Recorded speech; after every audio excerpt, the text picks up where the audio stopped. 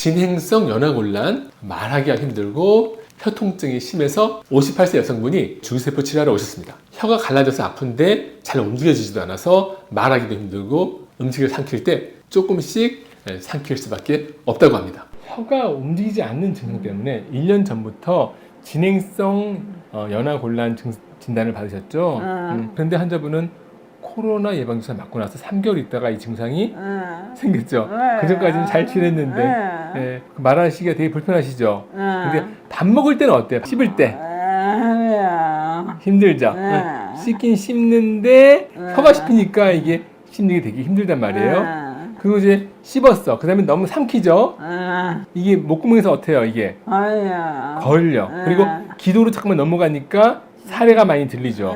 설하신경에 이상이 생기면 혀를 못 움직이게 되거든요. 그럼 이렇게 말할 때, 밥 먹을 때 환자분처럼 되게 불편해지는 거고, 그 다음에 이제 목구멍까지 넘어가면은 설의신경, 미주신경이 영향을 받으면은 이게 기도가 이제 제대로 작동을 못하면서 연화장애가 생기는 것.